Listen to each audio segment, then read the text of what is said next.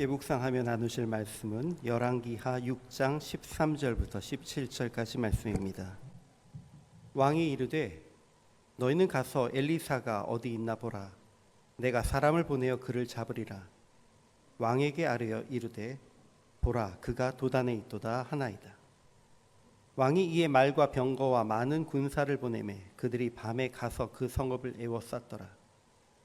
하나님의 사람의 사환이 일찍이 일어나서 나가보니 군사와 말과 병거가 성읍을 에워쌌는지라. 그의 사환이 엘리사에게 말하되 아, 내 주여, 우리가 어찌하리이까 하니 대답하되 두려워하지 말라. 우리와 함께한 자가 그들과 함께한 자보다 많으니라 하고 기도하여 이르되 여호와여, 원하건대 그의 눈을 열어서 보게 하옵소서 하니 여호와께서 그 청년의 눈을 여심해 그가 보니 불말과 불병거가 산에 가득하여 엘리사를 둘렀더라. 아멘. 보통 눈이 좋다, 눈이 나쁘다 얘기하면 시력을 얘기합니다. 그런데 오늘 기도하셨던 우리 강동진 안수 집사님께서 영안에 열리기를 이렇게 기도하셨던 부분이 있는데, 사실 우리가 눈이 좋다라는 표현을 할 때 육체의 눈 외에도 다른 의미로 많이 사용하는 경우가 있습니다. 보는 눈이 있으시네요? 라는 말을 누군가 여러분들에게 했다면 이건 무슨 얘기입니까? 안목이 있다는 얘기죠. 아, 보는 눈이 있으십니다. 안목이 좋으십니다. 뭐가 잘 어울리는지, 여기에서 뭐가 필요한지 잘 아십니다. 그런 얘기입니다. 문제의 핵심을 잘 보시네요. 라는 건 뭘까요? 그 사람이 표면적인 문제가 아니고 근본적인 문제가 무엇인지를 잘 볼 수 있는 통찰력이 좀 있다라는 이야기로 얘기할 수 있습니다. 보는 눈, 무언가 문제를 잘 본다, 이런 것들은 우리가 얘기하는 시력과는 조금 다른 부분입니다. 그런데 이렇게 말하는 경우도 있습니다. 왜 그걸 그렇게 보세요? 이건 어떤 의미죠? 왜 그걸 그렇게 보시지요? 상당히 눈이 다르다는 얘기죠. 그 사람의 시각이 일반적이지 않다라는 얘기입니다. 그림을 한 장 보시겠습니다. 여러분, 이 그림의 제목은 영어 제목하고 불어 제목이 있는데요. Magic in Contemporary Context라고 하는 것은 그대로 좀 표현을 하자면 현대적인 맥락에서의 마법, 뭐 이런 얘기인데요. 근데 좀 더 명확한 제목이 있어요. 그 불어 제목인데 불어를 제가 못 읽기 때문에 그냥 번역된 제목만 읽어드리겠습니다. 투시. 이 그림의 특징은 무엇입니까? 잘 보십시오. 여러분들 이 그림의 가장 핵심이 무엇인지 좀 보이십니까? 한 화가가 새를 그리고 있습니다. 그런데 어떻게 새를 그리고 있죠?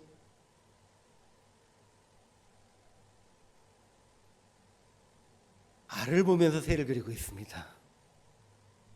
보이십니까? 화가는 지금 알을 바라보고 있고요. 알을 바라보면서 화가가 그리는 건 새입니다. 르네 마그리트라고 하는 20세기 초현실주의 화가입니다. 여러분들 많이 보셨을 것 같은데 중절모를 쓰고 앞에 사과 그림 있는 그림 많이 보셨습니까?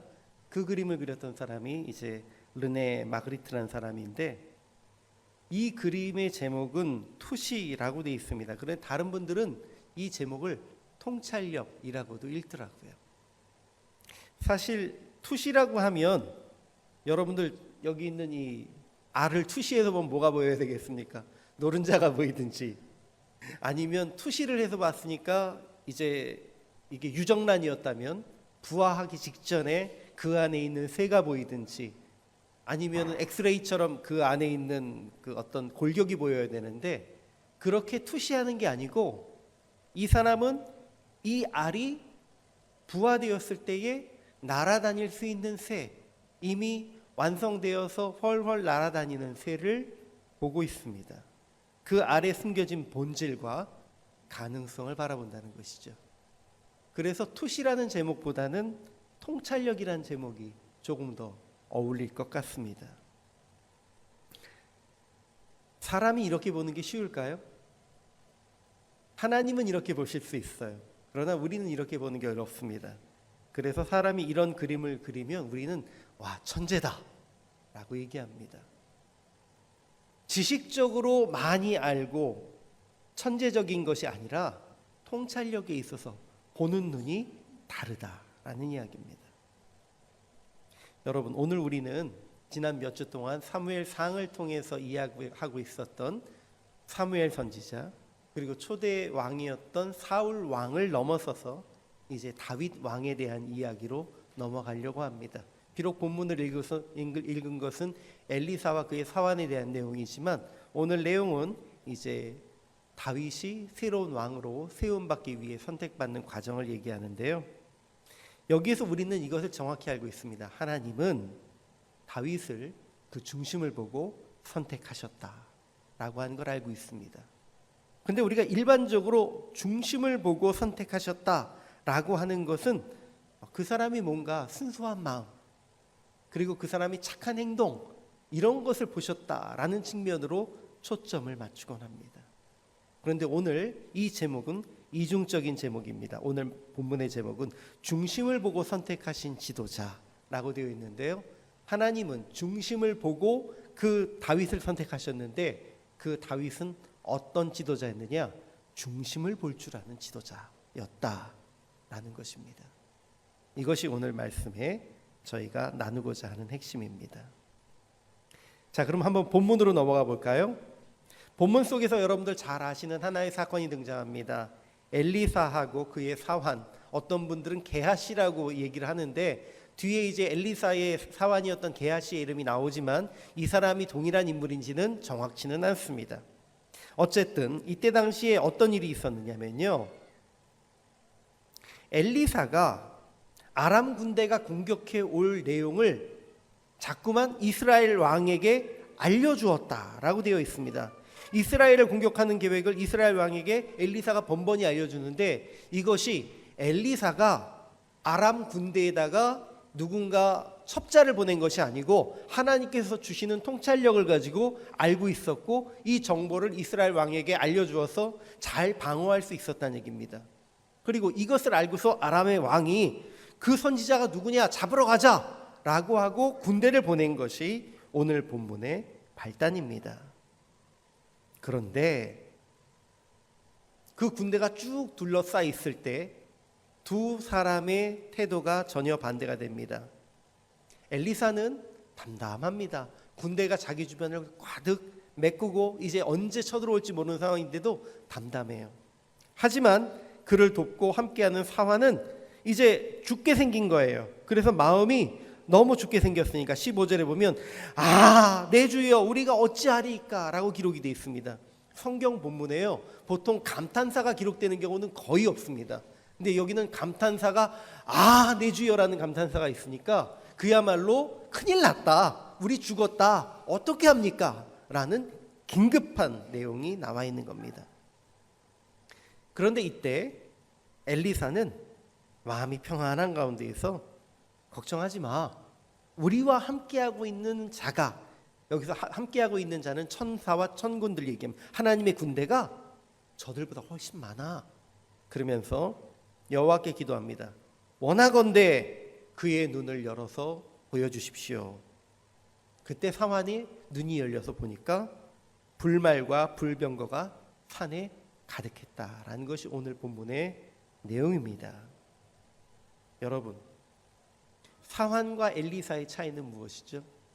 영적인 눈이 열려서 거기 있는 본질을 보았느냐, 아니면 영적인 눈이 보이질 않아서 거기 있는 본질적인 그 전력의 차이를 보지 못했느냐라고 하는 차이입니다. 그럼 제가 다시 한번 여쭤볼게요. 처음에는 사환이 못 봤잖아요, 그렇죠? 근데 사환이 이제 보았으니까 그 다음엔 사환도 눈이 계속 열려서 잘 보았을까요? 그것은 아니겠죠. 우리가 아무리 잠깐 그런 통찰력을 갖게 되었다고 해도 지속적으로 통찰력을 가진 사람과 그냥 잠깐 눈이 열려서 그러네 라고 깨달았던 사람과는 다르다는 겁니다. 기본적으로 우리는요, 눈에 보이는 대로 판단하게 돼 있습니다. 이스라엘 백성들이 광야에서 40년 동안 헤맸던 이유가 무엇입니까? 그냥 눈에 보이는 대로 판단했기 때문입니다. 가데스 바네아에서 12지파에서 각각 한 사람씩 12명의 정탐꾼이 이제 가나안 땅에 들어갔었어요. 지금 시기가 뒤로 올라갔습니다. 가나안 이스라엘 백성들이 애굽에서 나와서 가나안으로 들어가기 전입니다. 그때 12명의 정탐꾼들이 가나안 땅을 보고 왔습니다. 공통적으로 보고 온 건 눈에 보이는 겁니다. 그 땅이 정말로 젖과 꿀이 흐르는 땅입니다. 와, 음식이 너무 좋고요. 포도가 엄청 커요. 근데요, 거기에 살고 있는 사람들은 우리보다 키가 엄청 커요. 우리는 그들 앞에 보면 메뚜기고 걔네들은 거의 거인이에요. 우리는 거기서 이길 수 없습니다. 라고 12명의 정탐꾼 중에 10명이 얘기했습니다. 그들은 눈에 보이는 걸 그대로 이야기했습니다. 그렇죠. 객관적으로 눈에 보이는 걸 얘기하는 것. 지금 이 시대에 많은 사람들이 이것이 중요하다고 얘기합니다. 그런데 그 이면에 있는 것을 볼 수 있는 사람은 그것을 뛰어넘는 놀라운 통찰력이 있는 사람들입니다. 여호수아하고 갈렙이 얘기하죠. 아닙니다. 걔들 키만 컸지 하나님이 우리와 함께 하시면 걔들은 우리의 밥입니다. 라고 얘기했지만 이스라엘 백성들은 10명의 눈에 보이는 대로 이야기하는 사람들을 따랐어요.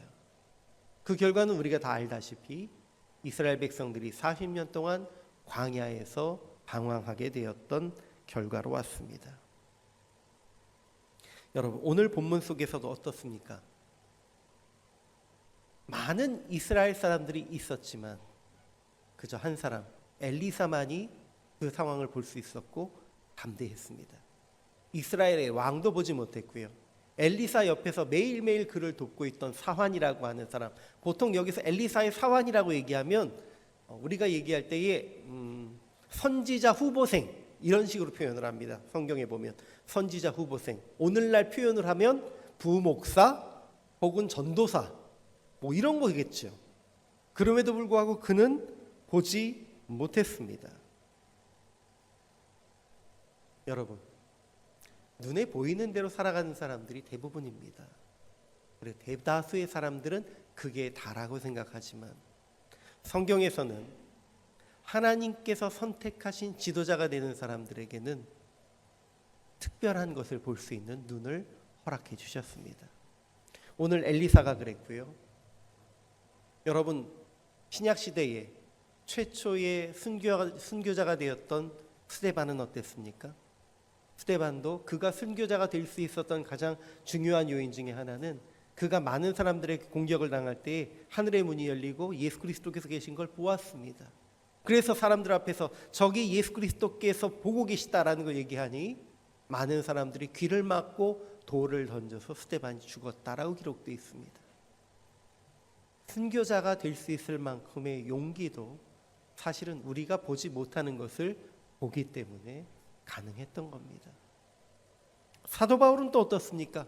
사도 바울도 그 전에 보지 못했던 것을 보게 됐습니다. 다메섹으로 가는 길에 예수님께서 오신 것을 보았고 그가 빛 가운데 계신 예수님을 만났고 그로 인해 변했습니다. 하나님께서는 영적인 눈과 귀가 닫혀 있는 이들을 보고 듣게 하시고 당신의 일꾼으로 사용하십니다. 사용하실 수 있습니다. 그래서 사무엘상에서 내 마음에 합한 자 중심을 보고 선택하겠다라고 하실 때에 그런 중심을 보시는 것인데요. 하나님께서 다윗의 눈을 여셔서 그것을 보게 하셨던 것도 있겠으나 하나님께서는 다윗을 선택하실 때에 과연 그가 어떤 것을 보고 있는지, 힘의 차이를 보고 있는지, 눈에 보이는 것을 보고 있는지, 아니면 그 이면에 있는 하나님의 능력을 보고 사는지를 보셨습니다. 그래서 다윗이 하나님의 뜻에 합당한 자였다라고 하는 표현은 하나님이 다윗의 중심을 보신 것처럼 다윗도 그 중심을 보고 이면에 있는 하나님을 바라보고 따라갈 수 있는 그런 눈을 가진 사람이었다라는 의미입니다. 여러분, 한번 생각해 볼까요? 다윗이 사울왕 앞에 나와서 내가 골리앗을 치겠습니다라고 얘기할 때 하는 얘기가 무엇이었습니까?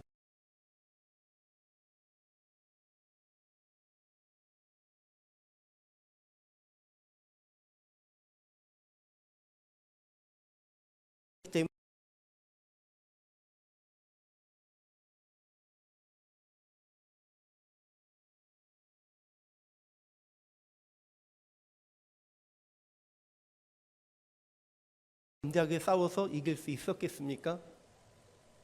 저는 죄송하지만 들개 한 마리도 무서워하는 사람이거든요. 제가 정말 창피한 간증을 하자면, 터키에 제가 단기 선교를 갔을 때 올라가지 말라고 하는 산 위에 이렇게 올라갔었어요. 그런데 거기에서 들개가 오면서 웡웡웡 하면서 저를 물기 위해서 오는데, 제가 깜짝 놀라서 하면서 뒤로 넘어지다가 굴렀거든요, 산 위에서.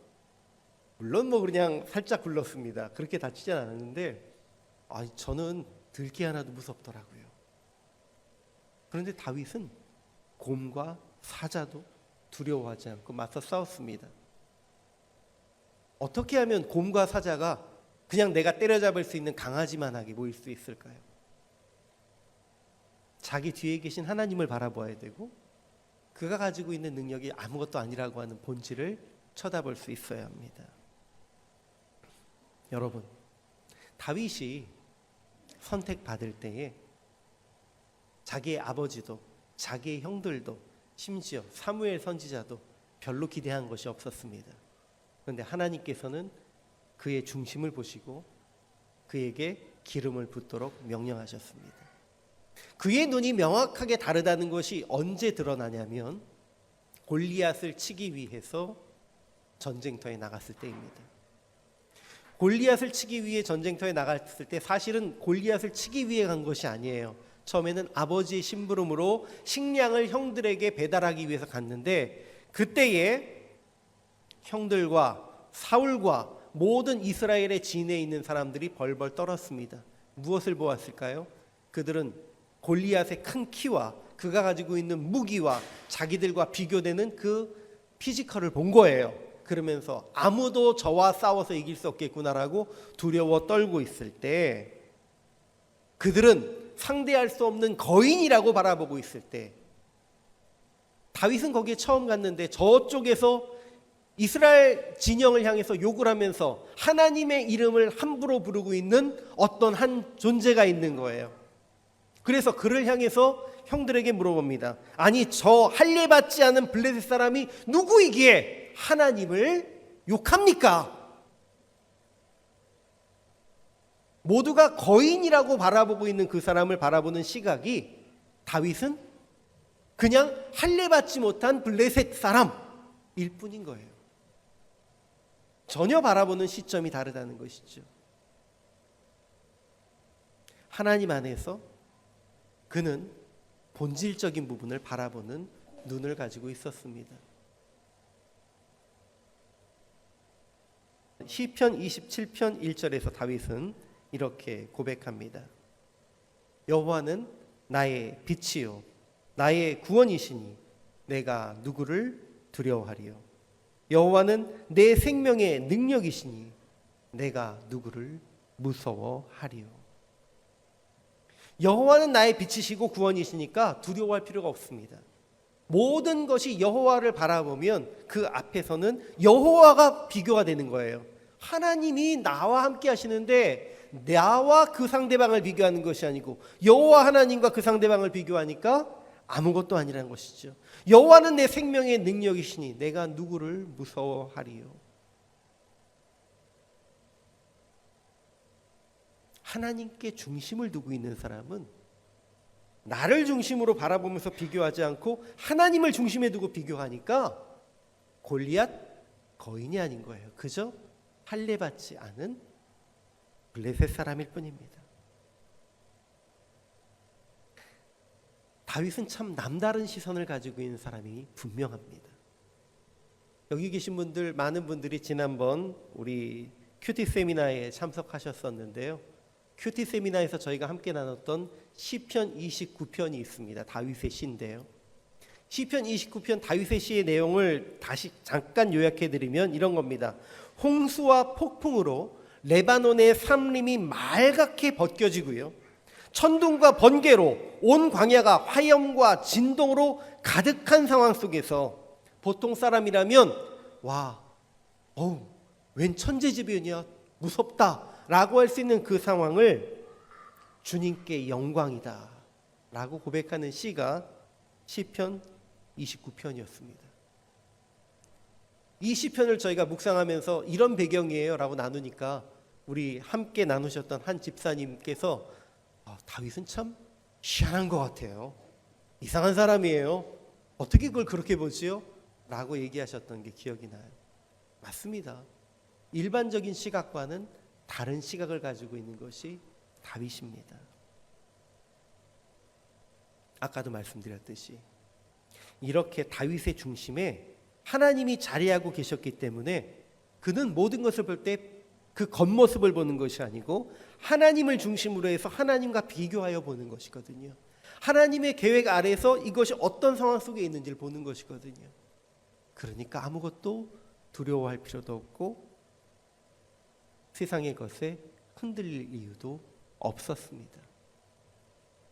그래서 하나님이 다윗을 이스라엘의 두 번째 왕으로 선택하셨습니다.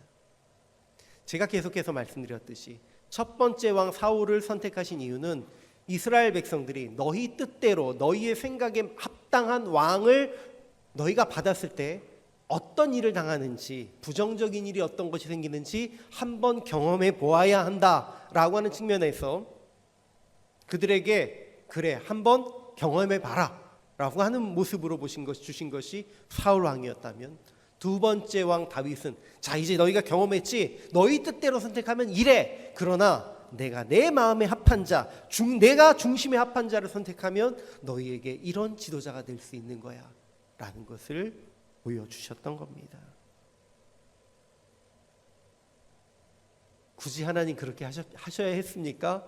라고 얘기할 수도 있겠으나 이스라엘 백성들은 그렇게까지 하지 않으면 정말 깨닫기 힘든 민족이었던 것 같습니다. 자, 이제 이 말씀을 우리에게 적용을 한번 해보겠습니다. 그렇다면 지금 이 시대 우리는 어떤 눈이 필요하겠습니까? 먼저 하나님이 중심을 보고 선택하신 지도자를 알아볼 수 있어야 합니다. 지도자는 정말 중요합니다. 한 팀의 축구 경기의 한 팀의 감독이 바뀌어도요, 전술이 바뀌고요, 상대방을 꿰뚫어 볼 수 있는 통찰력이 바뀌고요, 그래서 승부가 차이가 납니다. 한 교회의 지도자들도 마찬가지고요, 한 회사의 지도자도 마찬가지입니다. 한 나라의 지도자, 세계의 지도자 모두가 주님의 뜻에 합당한 지도자를 선택해야 합니다. 그런데 이스라엘 백성들이 사울 보고서 좋아했던 이유는 뭐죠? 자기들이 보기에 사울이 자기들보다 키가 어깨 하나만큼 더 커요. 그리고 전쟁에 나가서 잘 싸울만 해요. 그러니까 좋아했거든요. 죄송하지만 이스라엘 백성들이 다윗을 보고 좋아한 것도 다윗의 중심을 보고 좋아했나요? 아닙니다. 다윗이 골리앗을 싸워서 이기니까 좋아했지요. 사람들은, 하나님을 알지 못하는 사람들은, 심지어 하나님의 백성이라고 하는 사람들까지도 지도자를 선택할 때에 그들이 좋아하는 지도자는 눈에 볼 때 좋은 지도자를 선택합니다. 그러나 여러분, 우리가 하나님의 백성이라면 이 수준은 넘어서야 합니다. 우리 눈에 볼 때 좋은 지도자가 아니라 진정 그가 하나님을 바라보는 중심을 가지고 있는 자인지를 판단해야 합니다. 지난주에 말씀드렸던 거 기억하십니까? 고레스 왕이나 느부갓네살 2세 왕이나 이방인이었지만 그들이 그래도 하나님 가운데 쓰임받을 수 있었던 이유는 저 위에 계신 하나님, 그들이 하나님이라는 이름이 정확히 어떤 의미인지 몰랐어도 우주를 주관하시는 그 주관자에 대해서 경외하고 존중할 줄 알았고, 그리고 주변에 있는 신하들의 말도 듣고 경청할 줄 알았던 사람이기 때문이라고 말씀드렸습니다. 그러나 우리가 선택하는 지도자는 그 이상이 되어야겠지요. 하나님을 향해서 그 중심이 향해 있는지, 그가 정말로 하나님을 바라보는 자인지, 그냥 말로만 하나님을 믿는다고 하는 자가 아니고 정말 그 중심 속에 하나님 향한 경외함의 마음이 있는지를 바라볼 수 있는 그런 눈은요, 우리들이 가지고 있는 거예요. 저는 오늘 강동진 집사님께서 대표 기도하실 때에 제가 하고 싶은 말들을 기도 가운데 다 해주신 것 같아서 너무 감사했습니다. 이 세상 가운데 정말 자기들의 이익과 개인의 욕심만을 추구하는 그런 지도자들이 많은데 우리는 그러한 지도자가 아니고 정말 하나님의 눈을 가지고 하나님을 중심으로 바라보고 있는 그 지도자들을 선택할 수 있어야 합니다. 그 역할은 하나님을 믿는 사람들 외에는 할 수 없습니다. 여러분들이 그러한 올바른 선택을 할 수 있는 그리스도인이 되어주시길 바랍니다. 그러므로 이 목표를 우리가 이루기 위해서는 우리가 하나님을 통해서 세상의 본질을 바라보는 자로서 성장해야 합니다. 우리 스스로가 세상의 본질을 바라보지 않으면, 하나님을 통해서 바라보지 않으면 아직도 우리는 세상 것을 바라볼 수밖에 없습니다. 내가 여전히 세상 사람들과 동일하게 표면적인 상황을 바라보는 눈을 가지고 살고 있진 않은지 생각해 보아야 합니다. 물론 저희도요, 세상을 살아가다 보면 어떻게 하면 이익이 날 수 있는지, 어떻게 하면 성공할 수 있는지 바라보아야겠지요. 그러나 그것을 넘어서서 정말 하나님의 장기적인 계획이 어디에 있는지를 바라보실 수 있으면 정말 좋겠습니다. 그것이 주님으로부터 우리가 얻어야 할 지혜입니다. 이것을 위해서 우리 안에 성령님을 모시고 성령을 통해서 하나님의 눈으로 세상을 바라보아야 합니다. 본질적으로 우리 가운데 사랑이 있어야 하고, 겸손이 있어야 되고, 섬김이 있어야 합니다. 그리고 이 사랑과 겸손과 섬김으로 하나님의 선하신 뜻이 어떻게 하면 이루어질 수 있을지 세상에서 사랑이라고 하는 하나님의 원리를 가지고 이 세상을 바라볼 수 있는 우리가 되어야 합니다. 그러면 하나님께서 또 그렇게 바라보는 우리를 세상의 지도자로 세워주실 줄 믿습니다.